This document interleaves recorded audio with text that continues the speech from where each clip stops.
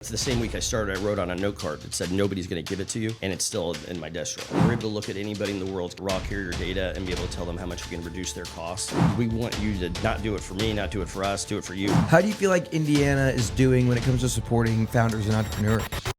From South Bend to Evansville and everywhere in between, this is Get In, the show focused on the Hoosier State and the incredible stories happening here today. I'm Nate Spengel, founder of Get Indiana, and I will be your host for today's conversation. Quick pause in the action to introduce you to Barkeep Vodka, the cleanest tasting vodka ever, straight from the heart of Indiana. Now, this isn't just any vodka. It uses an innovative pressure filtering process that reduces bite, burn, and aftertaste. Now, I'm not usually a vodka guy, but when I first tried Barkeep, I asked them if they meant to make a vodka that didn't actually taste like vodka. Surprisingly, they said yes. Barkeep's subtle flavors means you'll taste the ingredients in your cocktail and not theirs. With its roots right here in Indianapolis, it's made with premium local corn and bottled in small batches to be gluten and impurity free. I also love the look of the bottle with the bar spoon on the back as a subtle reminder that this stuff was made for anyone who loves making cocktails. So grab a bottle of Barkeep vodka from your local grocery or liquor store and impress your friends with the cleanest vodka ever made. For more info, visit barkeepvodka.com. Today, I'm joined by Chase Flashman, the co-founder and CEO of ShipSigma, a cutting-edge logistics technology company headquartered in downtown Indianapolis. As an Indiana native, Chase built ShipSigma to transform the shipping industry with data-driven solutions, earning accolades like IBJ's Fast 25 and Top Logistics Analytics Solution by Logistics Tech Outlook. With a passion for innovation, Chase is dedicated to optimizing supply chains and showcasing Indiana as a hub for entrepreneurial success. Today, we're going to be talking about starting ShipSigma and the journey that's been the past 6 years, Chase's leadership philosophy and how you grow a team, especially when you're moving really fast. And we're just going to round it out with talking just general business in Indiana and what's going on. Chase, welcome to Get In. Man, this is amazing. So glad to be here. Dude, I'm pumped about this one. The energy in the room is palpable, right? Like, we're ready to rock today. It's a Friday morning, and the boys are buzzing. Yeah, this may be the best podcast ever. Oh, I'm pumped for it. Let's start out. So first thing is, this started in 2018. So take us back, like, what got you to want to be an entrepreneur, and where did the idea for ShipSigma come from, and how'd you start? Man, that's a loaded question. So it started June 1st, 2018, but it didn't really start there. That's when we started building the technology, but it really kind of the thirst or the want for this happened years prior. You know, it kind of started when at Indiana University, I am studying finance and international studies, and I'm wanting an internship. And I'm thinking, okay, what's like a large international company that's going to have a lot of financial implications or transactions or needs? And UPS came to mind. So I ended up cold calling the CFO of UPS to say, hey, I want an internship. And this was like December 20th or something of that year. And he goes, hey, Chase, we're kind of busy, because they're pretty busy in December. But call me, January 9th or something. So I called him. He created an internship for me in corporate finance. No way. Where are they? Where was this guy based at? They're headquartered in Atlanta. And you dial him up and say, hey, buddy. I got a hold of him, yeah. How did you get like his receptionist or something, and then you'd be like, hey? Well, all good salespeople are able to navigate and get to this, the C-suite, right? That's sick. What year at IU were you? Junior. That was your junior year? Okay. So you nailed the internship with UPS? Yeah, so I ended up staying at UPS and did all the finance rotations. And then, the CFO said, hey, Chase, with your skill set, I need you to go to business development. That's where we need you. And UPS is the kind of company where you get a call on a Sunday and they say, hey, tomorrow you're moving to Iowa, right? Like, it's just this global reach firm. And if they need you somewhere, you go. You're just a UPSer, if you think about it, kind of the time sensitive nature of what you're doing, it's just it's just kind of how it is. So I ended up staying there for about 10 years. In 16, I got a cold call. So anyway, I did all the finance stuff, did all the business development stuff. It was amazing because after undergrad, I was wanting to get an MBA, but that internship happened, and then I got just right into it, right into the work life. But I always say I got my MBA, PhD, and doctorate at UPS. Because I got to work with so many different companies, building out supply chains and just doing so much more, but really got to understand the emotional and economical drivers of these businesses, and just being a student of business and being so interested, it was amazing. In that time, looking and seeing all these businesses, it made you think, I can do this. And of course, that's something I was always interested in. And, I had already tried 10 different things that didn't work, right? Firesalegolf.com. I was trying to buy a regional. I was going to country clubs regionally and buying past season merchandise and try to distribute through other channels. That didn't, do well. 10 other things that didn't do well. Towards the end there at UPS, I started an Amazon business because I was in these 1 million square foot warehouses talking to a guy named Shane or a nice lady named Sally. And, they're selling, they're making $100 million a year selling on Amazon. And I'm thinking, I think I could do this too, because Shane doesn't seem smarter than me, or Sally doesn't seem smarter than me. You just got to do it. So while at UPS, I started an Amazon business where I was using data to identify products where there was a hole in the market. So then I would just source products in China, create a quick brand, and just sell them, using like emotional response type advertisements or things like that, like teeth whitening kits, survival bracelets, tactical flashlights, just things that, had a low cost but high perceived value. And then we're getting on subscription models, things like that. The purpose of telling you that is, I was starting to have a little bit of a reserve in cash, which gave me a little bit of, a nest egg to be able to say, hey, let me go do something else. And this is a side hustle, This right? is a side hustle. So give us a scope of what you're working full time, you're grinding with UPS. Yeah, oh yeah. But then you're also selling stuff on Amazon. Yeah. And a little bit of what size of business are you running on the side? $2-3 million a year. Holy sh! Yeah, but it was a low margin, and I still do that. I maybe spend an hour a month on it, but it's a 10% margin, something like that. I've seen this a lot, right? Where you use something like a Jungle Scout or whatever, and you find out but there's more people that make money on selling information on how to do it than people are actually doing it. Yeah. But it was interesting because when I started at UPS in 2008, supply chain wasn't sexy. Right? Like whenever I tell people I worked at UPS, they'd be, what are you, a driver? And I'm thinking, this is one of the 50 largest companies in the world, 500,000 employees.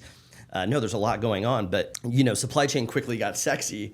And like if you watch Shark Tank, a lot of the times those entrepreneurs need help in sourcing or distribution, the logistics of it. And Yeah. I knew that, right? So it was easy for me to source products from China, get it to a third-party warehouse, and ship things. I didn't have to, it wasn't hard at all. Yeah, it's like the gold rush, right? It's like you could be the one going out there and looking for gold, or you could be the Jungle Scout or whoever it is, selling the pickaxes and selling the. Yeah, my number one selling product was actually award ribbons. Award ribbons. Award ribbons. I would sell them in bulk. Packs of 100 first, 100 second, 100 third. For just ribbons. For run races? And I think the name of that was 123ribbons.com.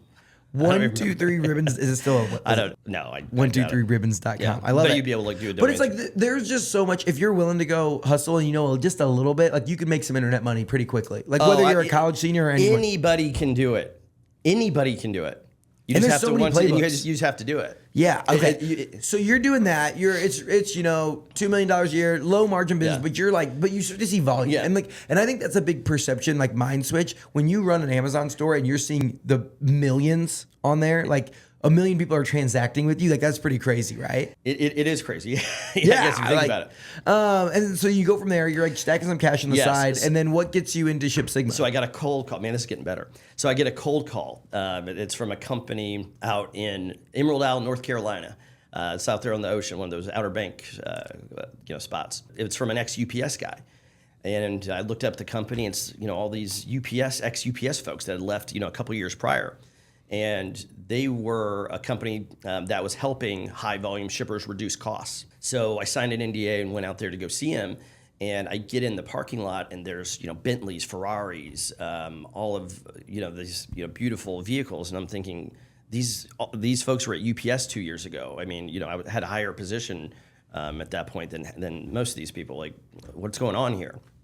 Something's going on here. And so I go and meet with these folks, and it looked, it looked like they were basically going to, these to the UPS and FedEx shippers of the world, and knowing kind of the internal workings of UPS, going to the shippers themselves, going right to them and lowering their costs through contract negotiations and contract auditing, contract compliance auditing, just these different ways that they knew and I knew, we knew that there were leaking margin or had margin enhancement or just could get a better deal or just do things differently. And they said there was a lot of tech involved in it, and so the way that it was positioned to me, it seemed like just a great value prop. Right, they reduce cost and they get paid a percentage of savings. And I'm thinking, okay, well, that's an amazing value proposition. You're telling me you can go to somebody, reduce their cost, and just get paid on your performance? Okay, well, I mean, I can go do that. That's great. And at some point during that conversation, he slid a piece of paper to me that was a commission statement. And it had, I think, $300,000 on it. So somebody there was making $300,000 a year. And he goes, Chase, that's what the worst guy makes. And that was my Southern accent. And then he says, you ain't going to be the worst guy, is you? In his beautiful Southern accent. And I said, no, sir, I don't believe I will. And so I walked out the front door and I called UPS and I quit. So that I the same day, like in the parking lot. The same day. Heck yeah. So I went from, making 100,000+ at UPS to zero here. Right? So I went to a 1099 consultant. Fast forward a year later, you kind of, where I'm sitting back in Emerald Isle, sitting in the, state of the company, future of the company type meeting. And they're talking about the tech roadmap. And I'm looking at it going, by this point, I was the number one sales resource there. There and you I'm go. sitting next to the guy that was number two. And, just kind of what I found out is, the tech wasn't as great as they said. It wasn't automated as it was. It wasn't as amazing as, and I think that can be true at a lot of tech companies. So I said, you know what, I can do this. Like, they're not, what they're talking about, like, they haven't done it. I don't believe that they're going to do it. I'm going to go do it. So you spent a year there? Yeah. And then you're like, hey, I'm leaving. Yeah, so I came back to Indianapolis and I found some. So were you living down there? No, I was in Indianapolis. Broad Ripple, a couple miles from here. Heck yeah. Found, a friend, just being in supply chain logistics. logistics. Do you quit on the spot? Like, how does that work when you're leaving to go kind of start a competitor? Well, I found out the hard way that it's not a good idea to compete. Coming back, within my network, finding somebody that could help build, the vision of what I was wanting to build. That was June 1st, 2018. Then the next day I started selling a product I didn't have. Messed around, started getting enterprise level clients, and found out, I shouldn't be competing, even though I was a 1099, right? At that, 1099 contractor, which generally means, you're a consultant, you're a contractor, you can do kind of whatever you want. But I'd essentially, signed my life away, and I shouldn't have been competing, apparently. So I was sued, and I ended up having to write a large check to be able to, walk away. No way. Yes, but so you're starting. You're a startup, right? Yeah. You're take your savings that you've accumulated over the past couple of years. Yeah, I still had to max out my credit cards, empty my 401k, even with the money that I was making with Amazon. No way. Yeah. Empty your 401k to zero, like a bunch of that gone. Credit cards maxed. It's all gone. No way. Oh yeah, building technology isn't cheap. I found out. Okay, but they'll tell you it's going to be 3 months and $55,000. It's actually going to be 3 years and 5.5 million. Yeah. So you not only are having to build the tech and the roadmap and all this, you're also going through a lawsuit. And where were you at personally? Where were you at personally, like in your life? Did you have wife, kids at that point? So I was my beautiful girlfriend. We were living together at that point. Corey, who's now my wife, kind of married to this grind, right? So you don't sleep. I'm sitting in the sunroom over here on Kessler and Carvel, with my big monitor and my computer. It's cold, because it's a beautiful old Broad Ripple bungalow. Mm-hmm. And I'm sitting up every single night, so again, not sleeping, working with my team in Brazil to share vision and, do QA in the product that we're building. So essentially you're staying up every night, testing product, giving feedback, UI, UX, giving vision. When did it feel like you had something here? I still don't feel like I have something. Oh. Yeah. Really? Really? Was there an early win where you're like, okay, our solution does, because that is a common thing, right, in tech, to go sell the roadmap. Like, hey, we're building this company, we're building this product that's going to do this thing. When did you have a product that did a thing? It's a tech-enabled services company. So, I mean, I was going out and negotiating contracts. The thing was going to help very much in that process, but I had to have it for the second part of the negotiation where we measure savings. So the tech allows us to be able to digitize anybody's old agreement, current agreement, and then every week when UPS and FedEx invoices come in, we're able to re-rate those shipments to measure the savings down to the penny on every line item. And that helps you then send the invoice of and our system also generates the invoice, and so it's 100% transparent. It's fully auditable, right? Because we can all hold old contract, new contract, and invoice on a weekly basis, and we measure the savings down to the penny. So That was the initial, kind of core that we needed to do. So personal, you bet on yourself, all in, 100%. all the money, everything on the table, and you're grinding, right? Yeah, I mean, that's the same week I started. I wrote on a note card. It said, "Nobody's going to give it to you," and it's still in my desk drawer. Hell yeah. And mechanical pencil, which I love. I love Yeah, mechanical. right. Yeah, because you couldn't go out and afford the Sharpie pens on the startup budget. Okay, so talk to me about when you land that first customer. Like, how long did you have to grind before you got someone to believe in you and take a chance with you all? About 45 days later, did a project for a Fortune 500 company that, I probably should have been paid. We should have been paid, maybe $1.5 million. Did it for $100,000 a year. So it was a $300,000 contract. Okay. So we generally get 3-year contracts. Yeah. So 100K and like, hey, we got something going here. We got our first customer, but 45 days of kind of like. Yeah, but that was to get it signed, but you don't get paid until the negotiation is actually complete. Those crazy like net 90 terms or whatever, and all of a sudden you're like, on paper, Yeah, I'm it making was money. a great. They're a great Fortune 500 company. Great. Okay, I love that. Right? It's like all of a sudden, it's like, well, technically we're making money. We just have to wait for the check to come in the mail, and you're like, They were checking good the about mail. sending checks. Yeah. Yeah, that's good. So man. it was nice to know that was out there, right? Okay, Like so that having a couple anchors, and I think that's why you would maybe sometimes do things at a lower rate just to have some foundation or out there, right? Oh yeah, for right. Especially clients. when you're going out and getting the startup, it's like find out what you need to live, right? Yeah. Like when I left, I was like, okay, I can survive. I make this much money, so sell at that price, and then just start increasing from there. And one of the reasons I told them I was going to concede on pricing was that, hey, so I know this is going to be amazing. I know we're going to do a great job. So I'd ask for you to be a third party reference. After we do an amazing job, I'd like for you to be able to speak to your experience. Yeah, I love that. And it's like, and are they? I mean, did the whole contract go well? There's customer. They're still a client. Hell yeah. So the first one's still there. That's special. Yeah. So you get the first one down, and then the tech is still coming along. But so I'm assuming a lot of that contract. It's progressing rapidly. It's so long ago now, but I think within a 3-month period, we had something that could do something. It's still iterating now. Yeah. In some ways, because we still have our legacy product out there. Of course, a million things have changed to it, on a bi-weekly basis. And then we also are building a new stack. When did you get to the point where you're like, okay, this is too much for one person to handle. I gotta grow my team. Pretty quickly. I mean, I think maybe 6 months down the road. Wow. So that's when when I was told you I was in Emerald Isle, and the number 2 resource was there. He happened to live in Indianapolis, which was weird because there's only maybe 16 sales resources or consultants at that company in North Carolina. And that gentleman, that's number 2, he happened to be in Center Grove, where I grew up. No way. So that's a funny story because he was a financial advisor for this firm out there in Carolina, and he had saw how much money they were making and how much money was going into their programs, and so he ended up being recruited by them. They're great recruiters over there. They're awesome salespeople. Heck yeah. Okay, so you bring him on as like your. I mean, he was sitting there next to me. I didn't want to really totally say exactly what was going on or what I was doing, but he wanted to be a part of it, and he's amazing. He fills a lot of the gaps that I have, so it was just a natural fit. So he was sitting there grinding with me too at no pay, and so it ended up working out really well. Heck yeah.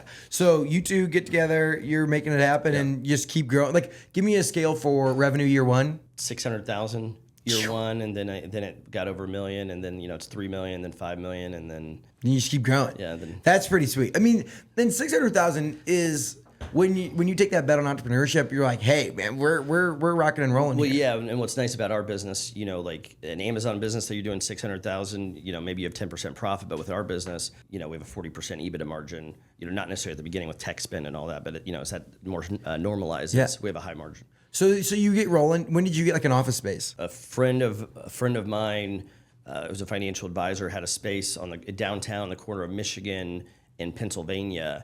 And nice big office, but didn't really use it. So I subleased one office in his suite, and then a couple months later ended up getting another one of the offices, and then another one of the offices in his suite. And then he just said, "Hey man, you want me to move out? You want me to move?" So you end up just like slowly growing inside and taking over his lease. But it worked out. I mean, it was because he wasn't really using the space. He wasn't really using the space. So it worked out. 6 months in, there's 2 of you working on it, plus an outsourced dev team. Uh-huh. And then give me like, how quick did you start to add headcount? I don't know, maybe 6 months later, I'm thinking about all these amazing people at UPS and a lot of them that are just amazing, but they're working 80 hours. They're not getting paid what they should. They're not getting the opportunities to utilize some of the skills they have. So I called, one of my favorite peers over there, and we met over here at Hubbard and Craven's. She was wearing a beautiful white dress, and I spilled a coffee on her, within a couple of fucking seconds. And It's one of the things you remember, right, from the early days. we still talk about it. Talked about it last week. And so she was at UPS for 15 years. And, when you're at UPS, you don't leave. People didn't leave, right? You look to the left. This person's been there for 20, this for 30. What makes their culture so good at UPS, or what makes that so it's desirable? kind of that golden parachute, golden handcuffs, and sometimes you just don't know what else is out there, right? You're just so, you're kind of Because that's like the inundated. top of logistics, right? It's like you're in the logistics, like that's what people like aspire to be, right? Like from the big company side. I don't know. I mean, I wouldn't say. Maybe. I mean, there are large, Fortune 50 companies, so there's stability there, right? Like it's hard to get fired from UPS, which I don't think is a good thing. You know what I mean? I think that that kind of kills innovation, or that kills some stuff. But the culture was interesting. Like you had to be a driver to be CEO. I mean, so like there was this old company. Wait, what? I mean, that was true. What I was saying is like you had to come up through the ranks. Yeah, no, you had to like start out driving trucks to then like keep working and growing up all the way through the. Yeah, I mean, it's just part of the culture. I mean that you had to spend time in the hub. You had to have done the rotations, and yeah, most people have spent time driving. So I'd never spent time driving. I'd spent a little time supervising in the hub. But people would look at you differently when you if you were like, oh, he's a white collar guy, like he's not one of us. That's right. Wow, that's crazy. I had no idea about that. JC Hart Company is your answer to navigating the apartment rental journey. With almost 50 years of creating enjoyable living experiences in Indiana, you'll be sure to find your new home sweet home. You're going to find 30 communities in the best areas Indiana has to offer. Hamilton County, downtown Indy, Bloomington, just to name a few, along with 5 brand new luxury communities. Visit homeisjchart.com/Nate to find their list of locations and reach out to one of their many dedicated leasing agents for a personalized tour. Tell them Nate sent you, and they're going to take good care of you. Looking for a career in property management? You'll also find a list of open positions on their website, along with all the reasons why JC Hart is named one of Indiana's best places to work. Want a sneak peek into life as a JC Hart resident or associate? Be sure to check them out on Instagram at homeisjchart or visit homeisjchart.com/Nate. One more time, home is JC Hart. So as you're growing, right, like what was taking up a lot of your time and your bandwidth? Like, are you selling? Are you growing? Like, what you're working on tech? Like, what's taking your time? I always describe it, staying up all night and just building stuff. You're just building whatever it is. With what we do, our average revenue per client is about $148,000 a year, and then so it's got a nice 3-year, the contract value. It's 3 times that, and we like to usually stay longer, of course. 90+ retention rate. Yeah. But you're thinking ahead. I mean, so you're thinking about that next, you're thinking about every word. I mean, Damon and I, we would sit around for hours looking at the email that we're getting ready to send that, we're in the middle of trying to win a customer. Every word mattered, just you had to be very intentional about just how you were positioning everything because it was so important. Yeah, and I think there's a special spot in the market where you're at where it's like you're not selling them the software that's like it's a nice to have. It's like you're paying us based on the amount of savings that we bring to you, right? Yeah, I mean, so our value prop's strong. We're able to look at anybody in the world's raw carrier data and be able to tell them how much we can reduce their cost and guarantee it before we even ask them to become a client. And that's just with the negotiation. Then we're able to save them money. And like we could tell somebody where to put a distribution. We can give them a latitude and longitude where to put a distribution center in 5 minutes if we wanted to. And so that's valuable. There's a lot of value. Yeah. Holy cow. So you're building, the thing is growing quickly. And then this crazy thing, like already e-commerce, shopping online was pretty popular, 2018, 2019, obviously growing. Global pandemic hits. And I don't know, do you know the data behind like how much more online shopping happened due to the COVID-19 pandemic? Yeah, it was a shit ton. Yeah, right. A metric shit ton, right? Yeah. So that happens. Mm-hmm. What does that do to your business? Most people think that would be like we're here because of COVID, but I mean, I would almost say we're here despite COVID. I mean, it's helped in some ways, but if you think about it, because of COVID, it put the carriers. So yes, there was more shipping, but it also gave the carriers a lot of power. From a leverage standpoint, I mean, all these companies were trying to get capacity. The carriers can kind of pick and choose who they wanted to work with. So they weren't ready to just cannibalize their revenue and say, let me give you a better deal. No, I mean, everybody was just trying to get on their packages on a truck. So it was actually a very difficult time to negotiate and improve contracts. Wow. I would have thought the other way because volume would have been so high, but it's like, yeah, they're like, well, we could put yours and like you're yelling at me about price and they're kind of, hey, we just wanted to get it out there. Like, we'll go with them. No, I mean, they were saying no to enterprise companies. They were saying no to, just to the volume. So, I mean, people are lucky to get their shipments to customers. Dang. But the lasting effects have been great for our business, right? I mean, everything's getting shipped to your house. Oh, yeah. Like, I wonder what the average Amazon Prime customer, like how many packages they have delivered a month or a year. Like, it has to be an insane amount. You could just sit in front of my house for a week and it's crazy. I was at a JC Hart property not too long ago, and they were talking about like they're building a new one in like the mail room and how many packages in the Amazon lockers. Yeah. And they say that is one of the toughest pieces of owning and managing apartment complexes is how many packages in and out, and now they're putting refrigerated lockers for the meal prep kits and all these different things. It's opened up new industry, right? Like the refrigerated lockers and things like that. I mean, do you use Amazon? Yeah. Okay. So it's weird. I order maybe one thing a year from Amazon. I ask my wife when I need stuff. Wait, you personally? Yeah. Or like my wife orders. Oh, she orders all the stuff. Okay, I'm like, you guys you only get on there once. The buying experience is crazy. Like especially like you see like Amazon businesses like a lot of times like build on Shopify. Like I'll see people like you see a Spotify like Facebook ad or Shopify Facebook ad and then go buy it on Amazon. Right, it's like, oh, I'm on their website. I'm on 1, 2, 3 Ribbons. About 60% of traffic when somebody goes on the internet, the first place they go is the Amazon, search. They don't go to Google, right? They go to Amazon. To look isn't that crazy? Okay, so I mean, as you guys have been growing, Amazon. Okay, wait, how big is ShipSigma today? So we're going to do about 14 million top line this year, about a 40% EBITDA margin. But we're at an inflection point now where we're really hitting our stride. We'll probably do 18 million next year. Yeah, so it's because we have a lot of baked revenue. Like I can tell you right now if we went to sleep on a beach right now, we would still generate significant amount of revenue and EBITDA next year because we already have hundreds of 3-year contracts. It's this reoccurring revenue. So and then talk about size of employee. Like what's the headcount at? I love that question because I think you get it and so many people get it, but people that aren't maybe in the business community, they'll generally, I think when they ask that, let's say you told them, I have 5 people. In my mind, when I started ShipSigma, I always said I want to be a 5-person company in the back of a Starbucks making $100 million. Like that to me is a great company. And you can do that now with technology and being able to offshore. Today we have about 24 W-2 folks.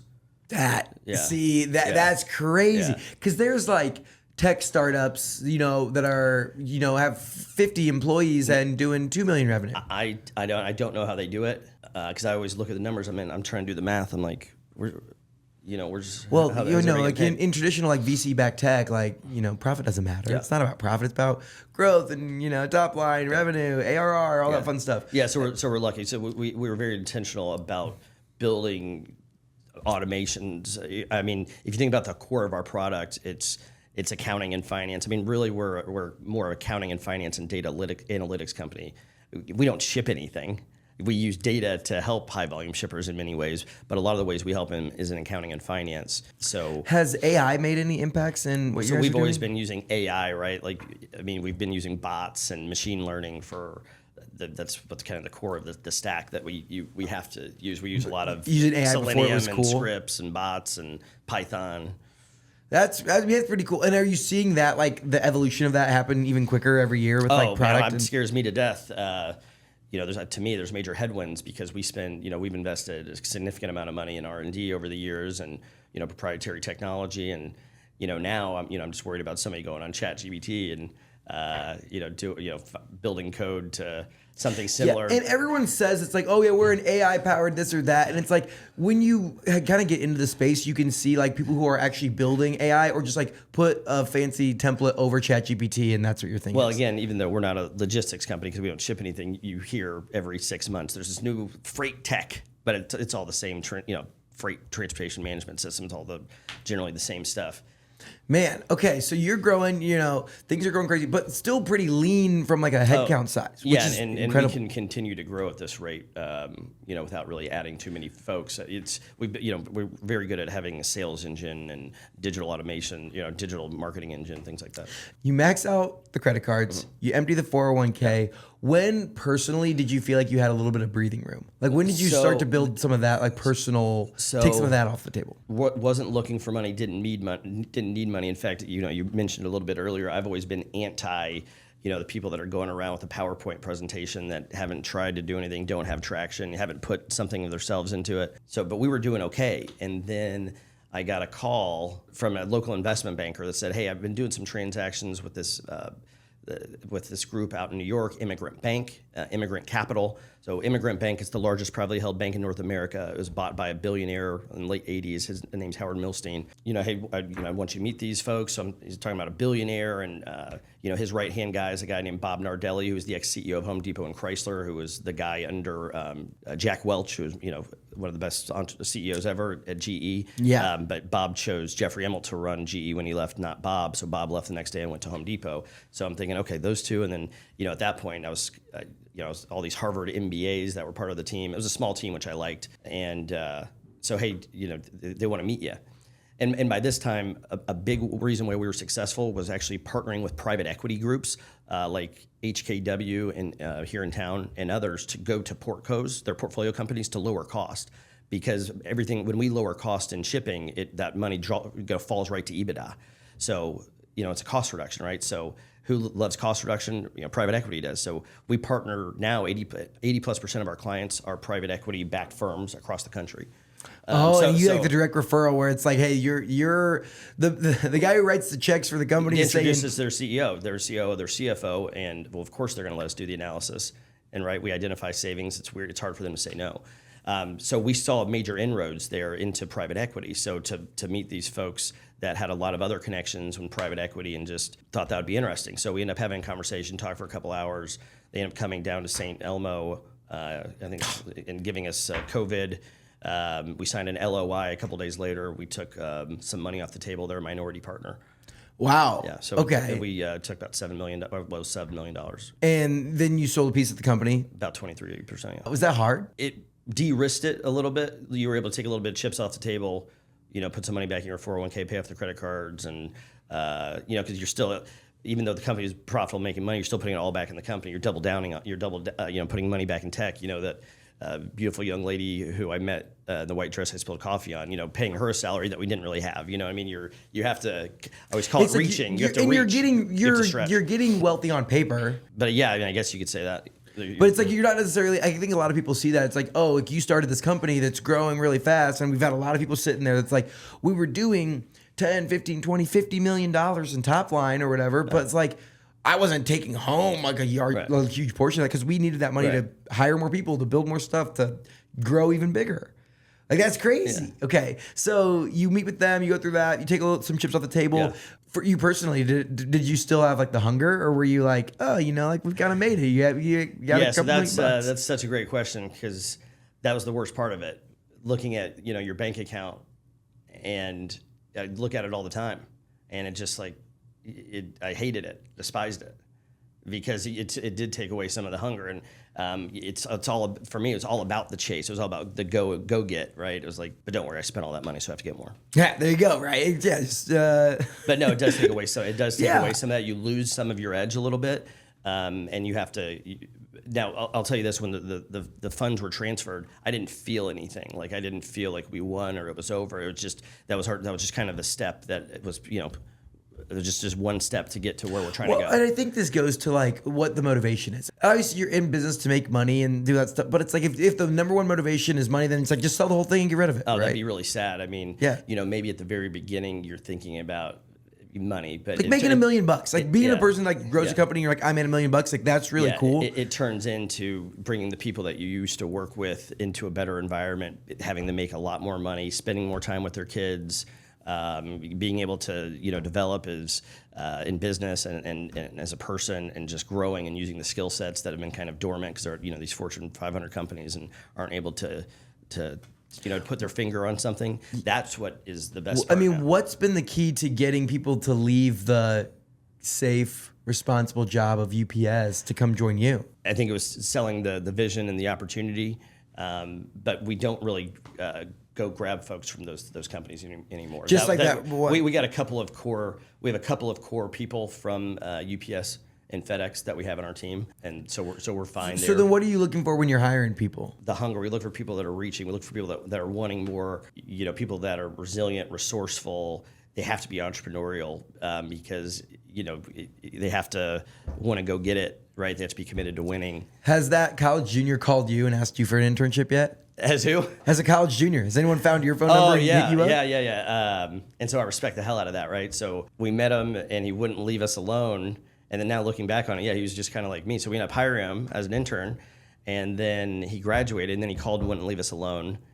And then so we hired him, and then now he's a core of our business. I mean, and that's really what it's all about. When we bring people on, it's like, we want you to not do it for me, not do it for us, do it for you. Like, I want you to learn all these new skills, and like, in some ways, I want people in 3 years to leave us. I want to be able to introduce them to a friend of mine that needs, has a $400,000, VP of Ops role or CFO role or something. Yeah, it's like a coaching tree, right? Like, you think it through where it's like you are the special assistant, you get the offensive coordinator job, and all of a sudden you're like, the head coach over there. Like, that's pretty cool. When you think about growing a team in culture, like what were you prioritizing and thinking about as you grew this team? I mean, going from 2 to 3 to 25, I mean, you become like a real company. Yeah, you know? I'm always open, honest, transparent, and very fast to give feedback, and I'll still put my arms around and love you. But I think a lot of that comes down to really wanting to bring more out of people than they even know they can do or that they have. So I think it's just getting people out of their comfort zone. I mean, I think it's about making people uncomfortable in some ways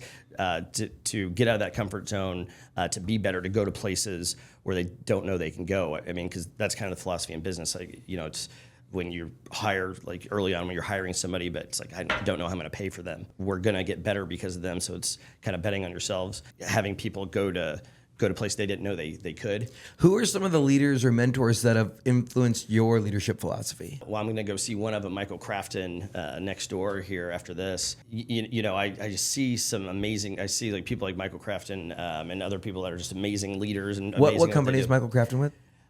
So he's at a healthcare lifecycle, a revenue lifecycle firm right now. But he had started, out of a truck. He'd started a company that was cleaning grease hoods in, restaurants. That's how he started, and then ended up, kind of running Indiana, and then going national. Ended up selling to an international firm that does that. Cleaning grease hoods, isn't that fun? You can make some money doing some obscure jobs, right? So Michael Crafton's one. Are there any other mentors? I mean, there's so many. Dave Trogdon, he started Probo Medical. I mean, he's somebody that goes around the country and helps other entrepreneurs because he did such an amazing job and still does such an amazing job on boards doing growing companies via M&A. So he's an amazing resource. Kevin Prefontaine from Family Leisure, great friend of mine. Bryn Jones at Hughes Culinary. Oh, I love Bryn. He's a great friend of mine. So we're talking business all the time. A lot of the people that I'm in YPO with, we're having these conversations, or 4 a.m. walks or 5 a.m. walks, just talking about life, talking about business. 4 a.m. walk. Like you're getting up and going on walks with you at 4 a.m. Yeah, 2-3 days a week. No way. Yeah. Where do you guys walk at? Well, I got this from Crafton. He does it every day. We're doing Broad Ripple, Butler, Meridian, Kessler, Zionsville, Carmel. No way. We can walk. I love that. You want to walk on Tuesday? Yeah, I'd walk on Tuesday. I'll send you an invite. Let's do it. I love that. That's so cool. I see that from a lot of the most successful people. It's like these habits of waking up early. Like I think my life changed last year at some point. I started waking up at 4:59 every day. Okay. Like most, I would say like I probably throughout 2024 failed 28 times. Okay. Like total, but every day, Monday through Friday, I probably failed a total of 28 times. Sometimes the alarm clock just beats you, but like setting that practice, and when you wake up at 5 a.m. for 5 days a week, and you're like you have that extra And I'm just doing it a couple days a week. I mean, I'm impressed by these people like Crafton and others. It's every day. I mean, that's the real stuff. I mean, That's I'm great. still trying to figure it out. Are there other habits that you see from these high performing leaders? I don't think I'm a high performing leader. But I see what good looks like, and I'm just always so impressed. And you're wanting to emulate and do those things, and I think it's hard. But you see those kind of routines. Something I'm working on to be a lot better at is being more mindful and present. That's really hard, but the good ones are able to do that. When you're hungry and ambitious and you're always thinking about the next thing and you forget to just think about the thing right in front of you. Well, you said think a couple times there, right? So it is about thinking. So the brain just never shuts off. So for me, I still really don't. I definitely didn't sleep the first 3 years really at all. And so now, I'll still be up 24 or 48 hours just in the office. I'm still spending time with the family. But, when I come, put my baby to bed, I'm spend a little time with my wife. I'm back in the home office, just sitting there. And sometimes I'm not built, like early on, not sleeping, you're building. Now it's a lot of it's processing and like just thinking about the next thing and just putting there's just more pieces to the puzzle. Yeah. It's just kind of putting it together. When you think about this 6 years later, almost going into 6.5 years, what's taking the most like mental capacity? What do you see yourself focused on? Because I'm sure it's not as like necessarily go out and like sell the next deal. Like you can find those. What takes the mental space? I think it's about really been focusing on people. So like this year, our theme or my messaging was about becoming a truly sales-focused organization, and it was about sales enablement. So sales is here, tech is here, marketing, technology. What did you do to enable sales today? Marketing. What did you do to enable sales today? So we're a sales-focused organization, and how are we enabling sales? The additional layers that to put in place that. You become franchisable. You become just kind of fully automated. With AI and all these things that are out there. What are the pieces of the business that we can improve via technology? But even with that, what can we improve via technology? It kind of starts with who are the people. I mean, so I've been thinking a lot about people. When you're 0 to 1 million, you look around the table. You have some people there, and then. Maybe 2.5 to 5. It could be different people, 5 to 10 different people. As you get bigger, there's different qualities that you need around the table with you. What do you think your most valuable hire's been? It's the folks that see everything at a high level across the organization. There's things I can see that just nobody else can see within the business, or especially in the future. But it's the people that the leaders that can be more day to day into some of the minutia. I mean, there's things that happen in the company or things that are going on that never even get to my desk. And I think that's by design, because they know I'd probably jump in and dig in, and that probably takes what where I should be spending time. I'm probably not spending my time where I should be. It's the folks that are able to do. Was it hard to start taking your hands out of the business? In some ways, yes, but in other ways, I just took it off and just did it. And there's instances you look down and you go, okay, well, because I love bringing people in, just giving autonomy. Like you got it. That's why I brought you in. But then 3 months, 6 months down the road, you look down and you like, okay, let's look at this, let's look at that, and you go, this isn't good. This is weird. And then you go further, and you may find some things that. Where there's some issues, and there's other times you look, and there's like that balance, right? Where it's like you want to give them the space, but also give them the guidance and the mentorship, and also give them the space to fail. Because if they fail a couple times, like, and they learn from it and they get better, then you're good. Yeah. Even when it's like if you were just sitting in all the sales calls, I'm sure you'd close them all. But then your mind has to kind of shift to the next thing, and you have to trust your salespeople to go out there and close the deals. Yeah. So we have a deal desk. So larger opportunities that come across, I like to get huddle. I'd like us to kind of huddle up and think. Have a strategy down to kind of each almost email, and I think about every step and almost act as they're going to become a client. Let's go with this next. So on larger opportunities, I like to kind of put the deal desk or the deal team together, where we're going deep into every single step we're about to take to go execute and win the business. And I think that's good. I think the folks on the team love that. Yeah. Why do you think Indiana is a good place to start and grow a business? The IEDC is amazing. They're doing great things with tax credits. I mean, it was really easy for us to, get some different training grants, tax credits. When do you start thinking about that along your journey? Like year one, you're not thinking about tax credits, are you? Or were you? I mean, I was at UPS. I was doing Sarbanes-Oxley compliance, so I was always thinking about some of those things. Yeah, it's both the finance side. You're always kind of thinking about those things. Well, I'm just saying, is there startups out there that are in year one trying to get those first clients? They should be thinking, talking to IEDC, and getting some tax credits. They may be still trying to get money to hire people. Yeah, but when you hire people, you can get tax credits. So they go hand in hand. So I think it's just part of. I always think the way I think is I build to sell. You think of the North Star and what are the things to get to that North Star. So when you're already at the North Star, like okay, we're doing $100 billion in revenue. Okay, well of course they're going to have tax credits, right? So why not implement that now? Like I think we do things at an enterprise level that we're fighting a bunch above our weight that we maybe shouldn't do. Like we get a financial audit each year. From a top 5 firm, or we spend money on the front end because I think it saves money in the long end, or in the long term, like investing in automation in HubSpot or integrating accounting softwares into things. How do you feel like Indiana is doing when it comes to supporting founders and entrepreneurs? Elevate, I think they have the most deals out there. Toast doing a great job. You got guys like Josh Klein. He's a good dude. He's amazing. I think that I would love an entrepreneur to hit me on LinkedIn. Hit me, text me, call me, email me. I'm more interested in what a founder is doing or a startup or an entrepreneur much more than what I'm doing. I think the state has inherently some really great entrepreneurs, and I think there's, and with that being said, great entrepreneurs that are willing to help. They just need to be asked. But I see a lot of entrepreneurs, raising their hand and saying, "Hey, I want to help." Who did you tap? Scott Lingle. Scott Lingle's a freaking amazing. This high school hustle initiative.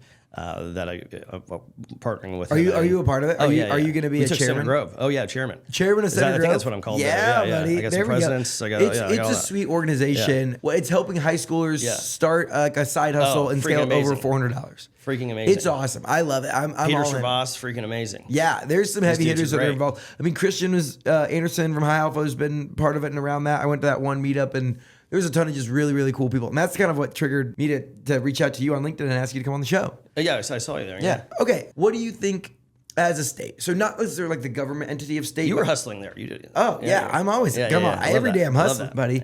What do you think that we as a state could do to help continue to support entrepreneurs and grow more startups here in Indiana? Like, what are you missing as a founder? What do you need more of? We have a couple Orr Fellows on our team that are amazing. I mean, I think like the Orr Fellow initiatives are really good because I think there's a lot of college students, that are thinking, hey, I want to go work at Google or work at Amazon or work at a Fortune 500 company. And I started doing that, but.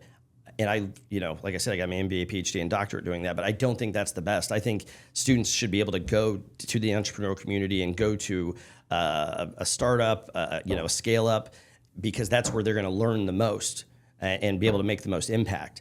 I mean, I want to see somebody who's 26, be the COO of a company, right? I mean, we have to give the kids or students the ability to make impacts at startups and scale ups, and then that's just going to keep developing talent that they, maybe they start a company and they don't necessarily have to start companies. You're going to have some more talent out there, just giving people the opportunity.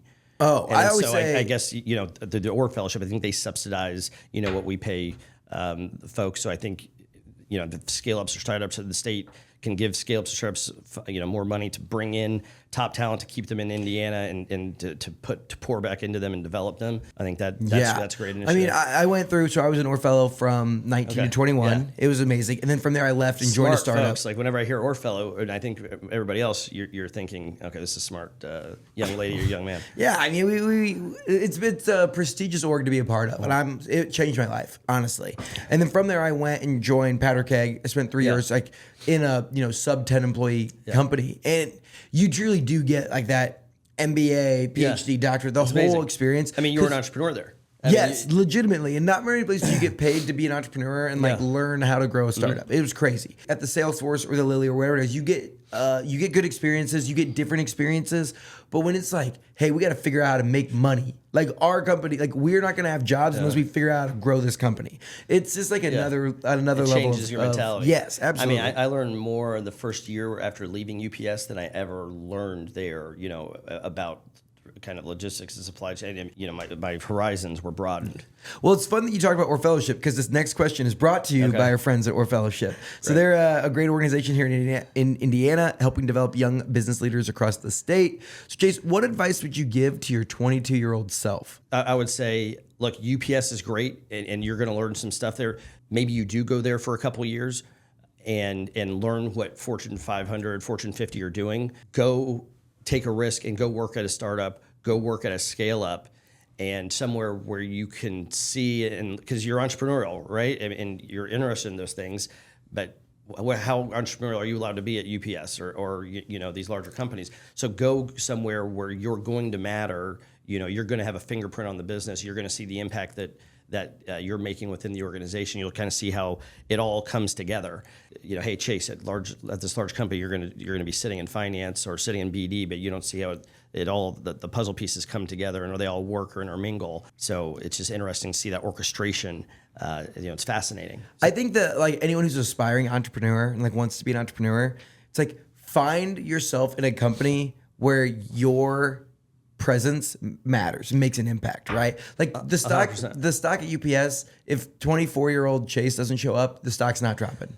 I mean, one of our interns who was a software developer, of course, he's everybody wants to stay, right? We love everybody. We want to keep it. We want everybody to be there. I mean, they're integral to our business. These same people that were entrepreneurs are integral to our business. I mean, if some of these people weren't there, if they weren't there, it would not be good for us. Yeah. I mean, they are integral. We trust them to do. It would severely hamper your growth, your speed, all that stuff. 100%. And then also they've grown. They have inherent knowledge and domain expertise that others just don't have or couldn't have. We're tied at the hip, and it's great. Yeah, and I think that is a big. It doesn't necessarily mean you have to quit your job right now and go start the company, but put yourself in a place where you're getting those experiences and learning, and where you showing up. Because when you go and make the jump, you have to show up every day, sometimes 24 hours a day. And plus, so many people at my company that if they said they wanted to leave and go start something, I would say, hey, that's great. Clear out your shit out of this office. Maybe, somebody who's in an office, this is now going to be their startup room or something. Let's go incubate the business here, and I'll give you the money. I'll fund it. What are we doing? Yes. Let's do it. And I think that is so underrated. And I think that's another perk of Indiana. I don't know if it's like that everywhere, but a lot of founders that have grown something special here in Indiana and have those relationships with young entrepreneurs are willing to, I've had people since I quit and kind of left on my own. They're like, let me write you a check. I'm not taking funding. I'm not doing it because I don't want the VC investor or anything like that because I don't need it at the moment. But they're like, don't take any of it. That's great. Yeah, right. And they're like, let me invest in you. Yeah. I believe in you. I want to write you a check. And I'm like, I'm cool. I appreciate it. Come be a customer. But I love it. I think that is something that Indiana does really, really well. I do have another question. Yeah. What makes Indiana such a hub for logistics? Well, I mean, you can get anywhere in anywhere in the country in 2 days via a truck. So being in Middle America is. What's the furthest distance that someone from Indiana? What's the longest drive? I don't know, fucking California. I'm not good at geography. Okay, that's fair. You're not good at geography, but you run. We don't ship anything. You don't ship anything. I guess that's fair. You're a data guy. Okay, so if you weren't in logistics, what would you be doing? On the private equity side, investing, deploying capital into entrepreneurs, into business. What's a startup idea that gets you excited? If you had to do it all again. That's so funny because technology is so hard, especially not being a technologist. I mean, I want to do some businesses that I can more touch and feel next. I mean, don't get me wrong. I still want to have a room full of developers and give them 20 ideas and go build some stuff. And I think it's always smart to stay within your lane, things that you understand. But I also want to do things that I can just touch and feel, like a Sprinter van company. Just things that you could just do better. You've been hanging out with Josh Klein. He loves Sprinter van. We love Northern Indiana. There's a lot of opportunity in Northern Indiana. We love Sprinter vans. We love Josh Klein and everything he's doing. Oh yeah, we have a lot of great clients in that space too. I love it. And so you grew up on the south side? Center Grove. Oh, Center Grove. From Center Grove to IU and then Broad Ripple? Well, they always say Center Grove's the Carmel of the South, but then you grow up and you go to Carmel and you realize, no, Carmel's Carmel. Carmel's Carmel. And I'm never going back to Center Grove. Love Center Grove. No, I'm joking. Yeah, right? So keep going. So where are you guys at now? So our office was downtown. Now our office is Midtown Carmel. Freaking love Midtown Carmel. We're in the Allied Solutions building. We're getting ready to move to a larger space above Anthony's right there on. Like at the 3UP building? Yeah, so right now we're in the Allied Solutions right there on the Monon. We're just going to go around the corner. So Wow. Okay, so Carmel. we need to update the intro because you're. Do you want to? You're in We'll have Midtown extra Carmel. space if you need some space over there. This is my space, buddy. Okay. If you're going to be bigger by when we're moving, you'll always be bigger. If you need more space, we got you. I'm gonna get you know Ryan? Yeah. Yeah. So he owns this building. Yeah. So I'm just gonna say, hey, I need the upstairs He too. owns all these buildings. Yeah. I mean, Broderpool, it's his thing, right? And so you started your career, like you lived in Broderpool, right? Oh yeah. So the first commission check I got, at UPS, I think you could buy a house for like 1% down or something. So it let me buy a house on Kessler and Carvel. Heck yeah. Okay, Kessler, Carvel. Kessler and Carvel, baby, right there from the Monon Apartments. Oh, yeah. The house that's facing the Meridian. It's facing Kessler. There's bushes that go right up to the door. That was you? Oh, yeah. It's the start of Canterbury right there. So, the backside, Davala Pizza and... yeah. Wow. I Corollas. have a rental house like right over there at 54th and the Monon. It's like right behind where the Dancing Donut was. Lived there from maybe 2010 through June of 21. I moved to Zionsville. Oh, wow. Yeah. Why'd you choose Zionsville? My wife was a cheerleading coach in Zionsville and just loves the area. It's it's a nice small community. It's, when you were going through that process and like weighing out all the options between Carmel, Westfield, Zionsville, Fishers, like what were you looking at and like what did it? Did it just come down to? Well, no, it becomes it's where the talent is. Where do people want to be? I mean, so there's a lot of talent in Carmel, a lot of talent on the north side. Within a short order, we had a new space and we found a new VP of finance. Where's he live? He lives in Carmel. Okay. When you were hanging out in Broderpool, and I think space is actually important. Real quick on that note, sorry, Nate. I always wanted to be 5 people in the back of a Starbucks, but in our space downtown, it was okay. But our space in Midtown Carmel is much nicer, and I never wanted to have a beautiful, expensive space. But the space that you're in actually does matter. I mean, windows and energy and open and area environment, a place to collaborate. I think the math on that is, let's say you go from $5,000 a month to $15,000 a month. Am I going to make more than $15,000 from being in this space? The answer is yes, go to the space. You can level up in spaces like that. I totally agree with that. Especially sales energy. It's amazing. I love that. And it's like, so for me, I still live here in Broderpool. So it's like being a 4-minute drive from the office and not having to drive down. Like there's probably cooler offices or whatever, but it's like I get here in 4 minutes and I'm energized. I'm not like getting out of the car after a long commute and like I'm ready to rock when I get in the morning. I love that. So when you were living in Broderpool, where were you hanging out at? A lot of times we're at Kilroy's. A lot of times I had a lot of parties in my house. We had a lot of good fun. I mean, that's buddies that lived like 2 houses down. Everybody was in Broderpool, right? It was such an amazing time. It was, man, I miss Broderpool. I love being back here. There's just an energy, baby, and I feel like it's gone through some ups and downs, but it's like it's on the mend. Like things are happening, and I mean people like Hasbrook are doing a great job of putting money into and helping make this place great. Okay, as we round out, we're just a little bit over an hour, so I have 3 questions that I ask everyone who sits in the seat. So the first one is, what's something the world needs to know about Indiana? We want to help. I mean, we're just naturally friendly, kind people, but like the entrepreneurial community wants to help. I mean, if somebody has a good idea and is wanting to go get it, I mean, you're gonna have a line of people that will invest in you, not just money, but time. Heck yeah, that's so true. And it's like, and they put their money, they put their money where their mouth is, but they also put their time, talent, treasure, all the things. Yeah, money's capital is a commodity. It's the time and the strategic nature is important. What is a hidden gem in Indiana? Well, in Zionsville, there's a place called Sugar Pie. What is Sugar Pie? They have amazing pies. Maybe I'm thinking about Thanksgiving. We had some amazing pies. So that's wait, where's it at in Zionsville? I'm not good with geography. Like I have to, I'll have to press to get back to my office. I'll have to use the GPS. That's fair. What do you get from Sugar Pie? Sugar Pie. Literally the Sugar Pie. That's right. Is that like do they have other pies? They have other pies. They have other pies, but the Sugar Pie is amazing. All the pies are amazing. Christmas. Monterey. Did I only get one hidden gem? No, you can give another one. Monterey, that's our second office. We love Monterey. If you want amazing sushi, they're getting amazing sushi there every day. I love how I'm immediately going to food. Yeah. When I'm thinking about hidden gems. French Lick, Indiana. There's hidden gems in French Lick, Indiana. Freaking love French Lick. My mom grew up there. No way. Yeah, Orange County used to be the most depressed county. My cousin is actually in the economic development down there, so that's cool. Wait, your mom grew up in Orange County? She go to, what is that? No, she had spent some time there. She didn't go to the French Lake Springs. Valley Springs High School? Yeah. Okay. But it was funny because my dad's from Boston, and so Larry Bird played in Boston. My mom's from French Lake. Wow, you're just a Bird family. Yeah.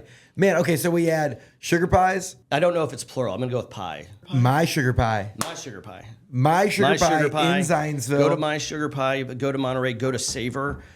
Great family. Great family. Estridge family owns Monterey. They're amazing. Great family owns Savor. Savor's amazing.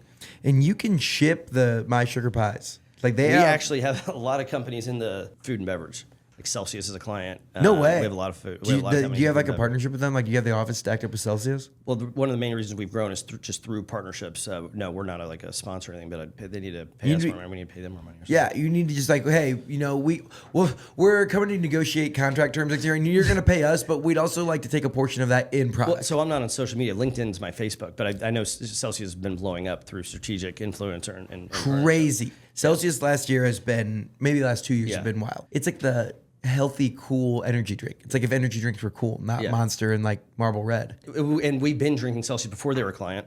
Can I keep going on hotspots or gyms? If you want to. Family Leisure's a gym. What's Family Leisure? If you want a hot tub, you go to Family Leisure. And like if you go into Family Leisure, it's like, and you're around 50 hot tubs, you're not going to have a bad time. You know what I mean? Hot tubs are great. Okay, Family Leisure. That was like Kevin Anything Prefontaine. else? Shut up.